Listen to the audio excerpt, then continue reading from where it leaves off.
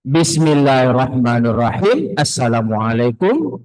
Salam green statistik. Rado Yendra, Rado Institute melaporkan akan membedah satu lagi riset artikel yang kita jumpai dalam suatu jurnal yang mantap sekali, yaitu Annals of Communication in Mathematics tahun 2026. Wah, kita jumpai lagi model peluang. Dalam artikel ini kita dapatkan satu lagi model peluang, yaitu cosine exponential distribution, mathematical properties and application to real data set. Seperti biasa, coding-coding dalam kajian ini nanti akan Anda dapat ambil di http://link.id Rado Institute dan seterusnya. Silakan masuk ke link.id Rado Institute. Di situ Anda akan dapati nanti coding-coding pembahasan riset artikel kita kali ini. Model peluang ini seperti biasa akan menghasilkan satu gabungan antara baseline, exponent distribution, dan generator cosine G family distribution.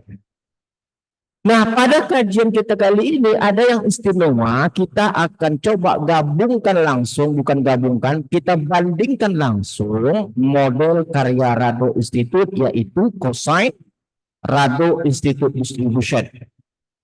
Jadi yang pertama cosine eksponensial, baseline-nya eksponen, generatornya adalah cosine G. Kalau cosine Rado Institute distribution yang sebagai pembanding itu baseline-nya adalah Rado Institute distribution dan generatornya sama, yaitu cosine G family distribution. Bagaimana coding-coding dapat dihasilkan? Kita coba lihat pertama sekali terlebih dahulu bagaimana landasan kajian kita pagi hari ini yang didasari pada satu riset artikel yang sangat baik. Nah, ini dia. Jadi dalam suatu artikel yang kita jumpai di tahun 2026 dalam jurnal Annals of Communication in Mathematics, ada satu lagi model peluang, yaitu cosine exponential distribution. Seperti yang telah kita bahas sebelumnya, model peluang ini berasal dari gabungan antara generator cosine G family dengan fungsi densitas seperti persamaan 2. Ini ingat, ini fungsi densitas generator, dan kumulatif generator persamaan 1, di mana Rx itu adalah kumulatif baseline, Rx besar, dan Rx kecil adalah fungsi densitas baseline. Nah, dalam riset artikel ini diperkenalkan baseline-nya itu adalah exponential distribution. Ini dia. Jadi masukkan kumulatif dari baseline ke dalam persamaan 1, dia akan menghasilkan persamaan 3. Jadi yang dikatakan kumulatif dari baseline itu ini 1 kurang eksponen lambda x itu adalah kumulatif dari baseline atau exponential distribution. Masukkan ke dalam persamaan 1, dia akan menjadi kumulatif model peluang baru yang kita sebut dengan cosine exponential distribution. Dengan fungsi densitasnya adalah pada persamaan 4. Jadi persamaan 4 ini fungsi densitas model baru, yaitu cosine exponential distribution. Di mana Rx kecil, nah ini Rx kecil itu yang saya sorot. Itu adalah fungsi densitas dari baseline atau eksponensial lambda eksponen lambda x. Nah, ini dia. Nah, kita akan gunakan data pada set ini. Ini ada data set diberikan. Ini data set diberikan. Akan kita coba nanti bangun coding sehingga dapat menjawab beberapa hal. Di antaranya beberapa parameter seperti yang diberikan pada tabel 4. Nah, untuk itu, karena model ini adalah satu parameter, kita akan coba gunakan baseline yang baru, yaitu Rado Institute distribution. Nah, untuk K sama dengan 3. Jadi nanti baseline-nya tidak lagi eksponen, tapi Rado Institute distribution. Karena sama-sama parameter 1. Nah, seperti biasa, fungsi densitas dan kumulatifnya dapat Anda lihat di radoinstitute.com seperti pembahasan Rado Institute Distribution. Kita akan coba buka, kita akan coba lihat coding, bagaimana coding R dapat melakukan hal ini. Nah, ini yang paling penting, kita coba lihat R kita. Nah, ini coding ini adalah R kita akan coba buka file, open script, ini cosine. Nah, kita buka. Nah, ini dia. Nah, ini adalah coding R yang akan kita lakukan. Kita akan membahas model cosine exponential distribution seperti yang dibahas pada riset artikel dan pembandingnya cosine rado institute distribution untuk K sama dengan 3. Yang satu namanya CED, ini untuk cosine exponent distribution. Yang satu namanya CRID, cosine rado institute distribution. Seperti biasa, ini kode, ini adalah data seperti pada riset artikel. Kita jalankan dulu, kita cek datanya terlebih dahulu, kita edit, kita run. Kita coba lihat data yang kita gunakan apakah sesuai dengan yang kita bahas.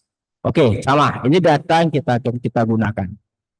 Lalu kita akan bangun beberapa uji kebaikan model, goodness of fit, diantaranya adalah Kolmogorov-Smirnov, Anderson-Darling, dan Kramer-von Mises.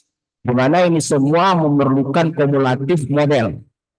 Oke, nah ini didahulukan penulisannya karena nanti kita akan menggunakan dua baseline sekaligus, yaitu baseline-nya tadi eksponen dan rado institute distribution. Jadi didefinisikan dulu Kolmogorov-Smirnov, Anderson-Darling, dan Kramer-von Mises. Nah, ini baru kita masuk kepada cosine. Cosine exponential distribution. Nah, ini kita lihat modelnya. Ini adalah PDF dari cosine exponential distribution. Persis pada riset artikel. Oke, ini adalah fungsi densitas dari model peluang baru yang disebut dengan cosine exponential distribution, dengan fungsi densitasnya kita sorot dan kumulatifnya kita sorot. Ini kumulatif nih.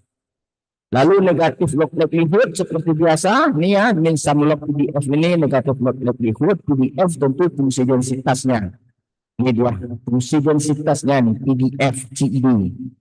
Cosine exponential distribution. Lalu gunakan optim untuk estimasi parameter. Lalu kita gunakan AIC dan DIC dan seterusnya. Lalu kuantil. Kalau kuantil kita buat dulu kuantil teoretikalnya, numerical kuantil. Ini numerical kuantil. Ingat kuantil dia menggunakan kumulatif. Oke? Setelah kita berhasil membahas cosine eksponensial, barulah cosine rado institute. Nah, ini penting. Fungsi densitasnya ini fungsi densitas, ini dipisah dulu nih. Kita bahas dulu fungsi densitas rado institute distributionnya. Ini fungsi densitasnya. Belum kita masukkan kepada cosine-nya. Ini masuk baseline. Ini baseline dari rado institute distribution. Ini Gerit 3 dan ini fungsi densitasnya. Oke, ini fungsi densitasnya. Nah, sedangkan cerit, nah ini baru cosine. Nah, ini baru cosine-nya nih. Baru cosine. 1 kurang cos pi per 2 kali G besar. G besarnya tadi adalah kumulatif dari baseline. Baseline-nya apa?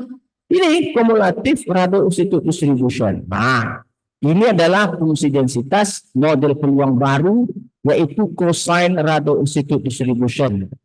Ini kumulatifnya. Oke, kumulatif. Dan ini adalah fungsi densitasnya. Jadi ingat CDF itu kumulatif, kita ulangi, CDF kumulatif dari cosine dengan terlebih dahulu mengganti G besar nanti dengan kumulatif baseline. Nah, kumulatif baseline-nya ini tadi Gerit 3. Oke. Dan ini adalah fungsi densitas cosine rado institute distribution. Oke. Dengan mengganti nanti G kecil dengan PDF. G besar kumulatif. PDF apa? PDF baseline.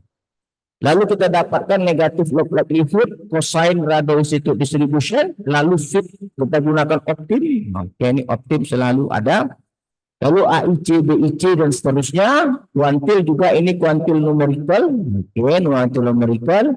Lalu nanti hasilnya kita bandingkan dengan menggunakan satu hal yang kita ringkas dengan baik. Oke, kita coba lihat hasilnya. Apakah model peluang cosine eksponen atau cosine rado institut yang terbaik?